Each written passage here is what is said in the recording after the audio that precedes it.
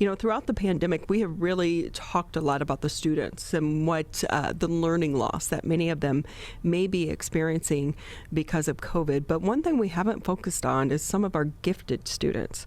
So we want to bring in Michelle Gierman. She's a teacher at Avondale GATE Magnet School. Michelle, great to have you with us. How are you? Great. Hi, how are you? Happy Tuesday. Now, are you taking the summer off or are you teaching this summer? Well, I ran a math and movement camp at my school, which was basically the morning we did math. And in the afternoon, we played basketball and foursquare and floor hockey, and just to keep the kids active for those that missed out on activity during the pandemic, being remote, and boosting those math skills. And that was really fun. And I keep busy with lots of things. So tell us more about the Magnet School. Okay, so GATE was formed in 2017.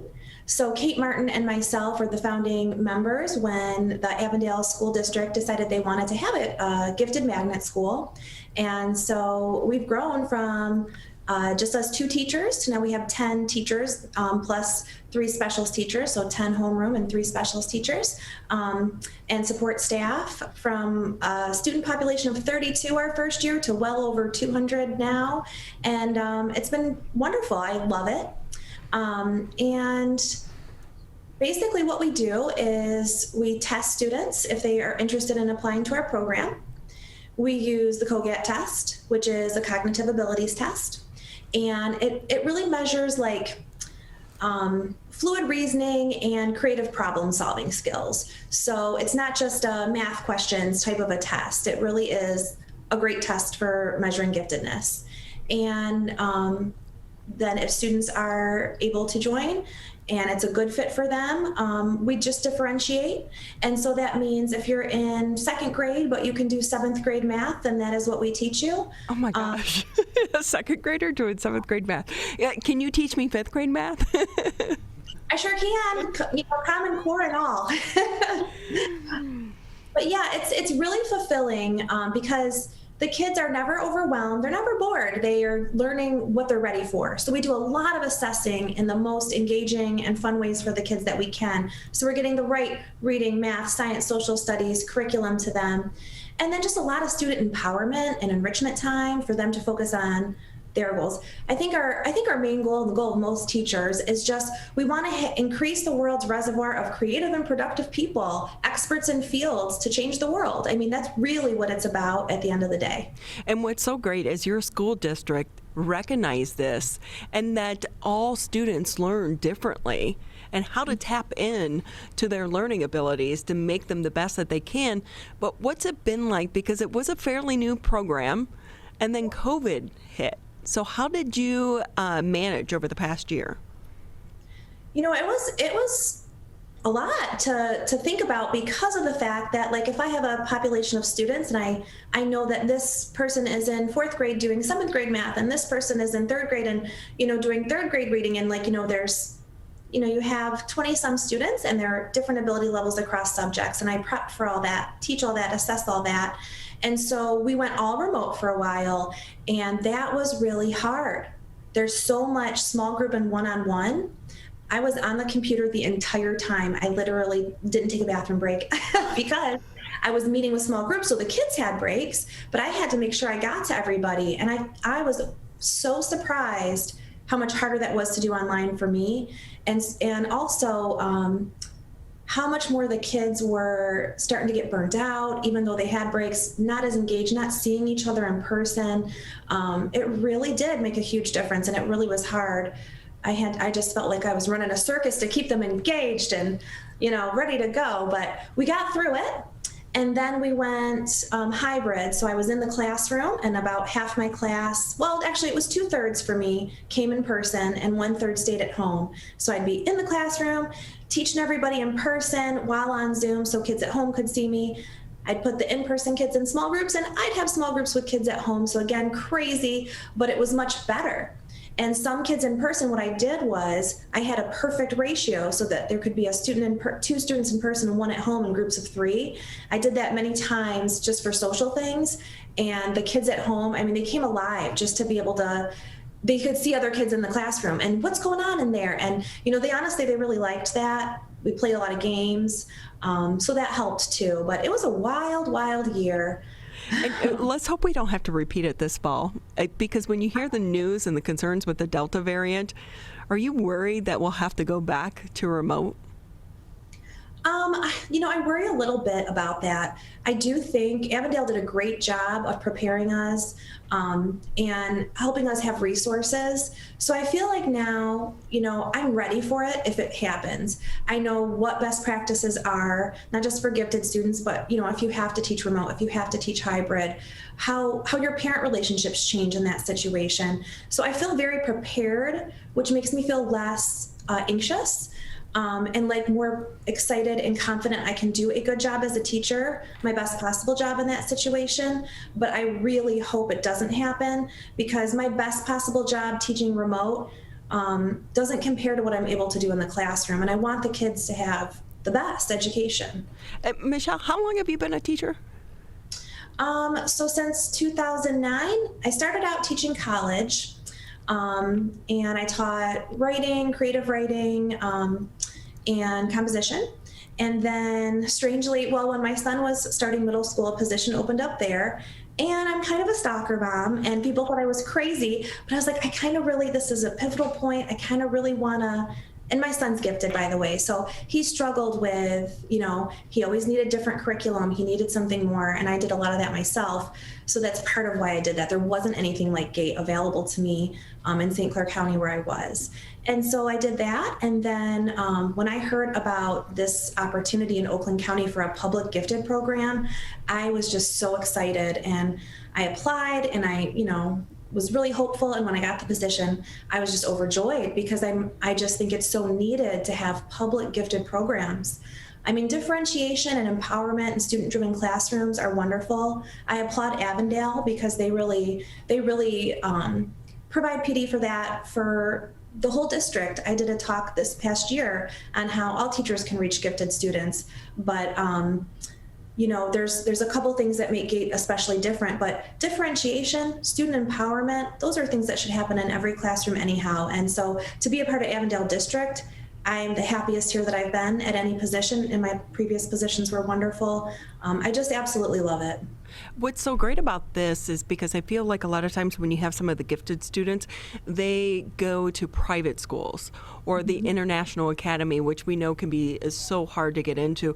But this seems like it's a program that's for kids locally, like it's attainable for every kid if they fit the criteria. Exactly. No matter your socioeconomic status, the test, is just a measure of your giftedness. And I don't see any correlation to giftedness and socioeconomic status when whoever can actually be tested. I mean, it's so prevalent, and to be able to reach more kids that maybe don't have the resources or live in an area for private school is what I'm most passionate about. The more we expand, the more exciting it is. And it's such a diverse area too. So not only we're diverse in so many ways, and I think that's a beautiful thing as well. So, Michelle, if I can ask you, because we know the last year has been a test for all of us, any silver linings for you as a teacher coming out of the past year and the pandemic? Any lessons or changes that maybe, you're happy that, had to happen, and you'll take them forward post-pandemic? I would say relationships first. I mean, I think relationships struggle in a situation like this. And I mean, in class, it was more and more talk of, if you're working on a project with somebody who's at home and you're in class, do not let your relationship suffer because of the fact that, you feel like you're doing more work or any little thing. I just said grades and this assignment are down to the floor compared to your relationship with others, way at the top, and really tried to demonstrate that and lead that. And it was beautiful as like the family and the community in the classroom grew and friendships flourished more and more. I just made it top priority. And that did not deter from the learning, saying those things. It actually made it stronger. It made students work as better teams. So relationship first becoming even more at the forefront is something I'll take with me, I think, forever. Michelle Gierman with us here on the MegaCast. She's a teacher at Avondale GATE Magnet School, a school that is dedicated to providing an innovative learning environment for gifted kids. And Michelle, I have to ask you because I remember trying to help my nephew with his 5th grade math, and I was like, what are they teaching you today? Luckily, my brother-in-law is a high school math teacher, so he gets the whole new math thing. But from a teacher standpoint, and we had so much remote learning, it was difficult enough with kids that were not gifted. How did some of the parents and some of the students handle the remote learning aspect over the past year? You know, that's a great question because I think parents had to step up a bit too. I mean, we stepped up as teachers, but boy, you know, we really needed to rely on parents to get their kids on that camera on time, you know, on and off different meeting times before and after lunch. Normally that's just happening in school. And so that was a huge part of it.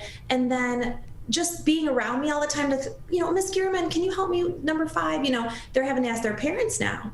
And so things in Common Core they're really derived so our students can see kind of the big picture and understand the logic behind why you might carry a number when you're doing, you know, addition or multiplication or whatever. But we didn't see that as parents, you know, right, when we grew up. And so when parents are diving in and having to help more and things are different than the way they remember them, it's a struggle. I just tried to be extremely available, have no boundaries. Go ahead, email me over the weekends and in the middle of the night. I'll answer you. And that was how we got through that. Because I'm thinking, like, you know, it's got to be difficult because you have the kids saying, no, but my mom and dad told me to do it this way. And you have to say, no, you need to do it this way. Your mommy and daddy learned back in the olden days. You know, you do have to say, oh, okay, so the way they're saying is a fine way to do it. The reason why we're doing it this way is because it helps you to understand. And I talk about the background, and we even talk about like who first understood that way of doing it, why did that happen? And so they're interested in the history of how learning has changed over time and why people leading in the field now think that this is a better way. And gifted kids especially, you have to give them a reason why you're doing it this way. And they need proof and they want evidence. I love that though. That's my favorite part of my job is how they keep me on my toes. So with that, I know that this is a somewhat new program, but it has been expanding. We've heard a lot about learning loss throughout the COVID-19 pandemic. Do you feel like some of your students lost some of that learning ability or not so much so as some of the other students because they are gifted? One thing I would say is gifted students tend to enjoy learning. We're so highly differentiated. That is, I think, motivating. And I guess if I'm just going to speak with quantitative data, my numbers for student growth this year were good. They were actually better than the previous year. And I think it's because I just completely threw myself so deeply into it, trying to make sure that I didn't have learning loss. So there were some practices, some other things I'll take with me forever too that really worked as far as not having learning loss. But I will say I did not really have much of a life during the school year. It wasn't a work-life balance, but I got the job done. I think if teachers, you know, didn't completely throw themselves into it, you're going to have learning loss. It was hard, but some students struggled. Luckily, some of the students that struggled came to the math and movement camp to make up. I think math is one area where if you show a little bit of learning loss, you know, it's something that you can boost more easily than, you know, like ELA and things like that. Luckily, our students love to read so much as a general rule, so we didn't see a lot of learning loss there. So I will say, you know, as a school, we really came together and we talked a lot about preventing learning loss. So we were really proactive about it, I would say. I think a lot, and I would say a lot of schools are. I think a lot of, you know, your leadership in your district and parent support is a huge thing. I just happen to be so blessed with amazing parent support at GATE and an amazing leadership. Jim Schwartz, our superintendent, is amazing. Kate Martin, our principal at GATE, is amazing. Without them, we would not have been as successful as we were at all. Michelle Gierman with us here on the MegaCast. She's a teacher in Avondale GATE Magnet School. Just another minute or two here with you on the show, Michelle. And this seems like such a great program. Do you anticipate that maybe other school districts are going to follow in your footsteps and implement this in their districts as well? Honestly, I really hope so, because I mean, I would love to see, and I've worked with students from all ends of the spectrum of learning needs, and gifted was the most underrepresented publicly throughout my whole career. So I'd love to see them represented more and see them come to life. I think they need support just as much as anyone else who needs something different than the general classroom procedures. And so I would love to see a gifted program in every school. Even if it's just a cohort of teachers getting together to make some things happen. And I love reaching out to people and talking to people about, even on a small scale, just getting it started. I think we're all in it together as teachers. There's no competition. We all just want students to do well. And if you're interested in GATE, our website, if you just search for Avondale GATE, it's avondaleschools.org/GATE. And we have for 2022, 2023, tours of our schools start in November. There's information nights in January. And then in March, students would take the COGAT test to be a part of the program if anyone is interested in joining. And yeah. So with that too, can I ask you, did you have any summer vacation at all? Because I feel like every single teacher, when we're talking about the COVID money and we're dishing out the COVID money, you had the supervisors in Shiawassee Township, they were giving themselves bonuses. No, every teacher deserves a vacation. Go to Disney World or something. Did you get some time off this summer? I did. I've been doing some things. I was blessed to be invited to the World Gifted Conference this past weekend. I did that. This weekend coming up, I'm also doing that. It's online, but it's global. So I'm talking to people from Dubai, Sydney, London about gifted education. And it's been absolutely amazing to represent Oakland County, learn from others. I mean, I've learned so much from all around the world in gifted ed, and it's got me really fired up. So a lot of the things I've done, even if they're professional development, have been extremely engaging and fun for me. And then I love golf. So I've golfed, I've kayaked, and spending time with my son. I love spending time with my son. So we've done a lot together. He's still my best friend. He always will be. He's 19, he's graduating. He'll have his bachelor's this winter. And I'm not sure what he'll go off and do with his statistics. And he speaks like 5 languages. He's way smarter than me. I'm just wondering what he's going to really do when it's all said and done, because he's just amazing. Okay, you just intimidated everyone in this room and in this building. How amazing is that? And Michelle, it's been such a pleasure talking to you, and we're so lucky to have you as a teacher in the school district, but also, it's like you said, it's the support from everyone over there at Avondale. We've had your superintendent on numerous times, but thank you for having such a passion for teaching, because we know that there's a teacher shortage in the works right now, but your passion is to be admired. Thank you again for being with us. Thank you so much for having me. It was nice to see you again, Ryan.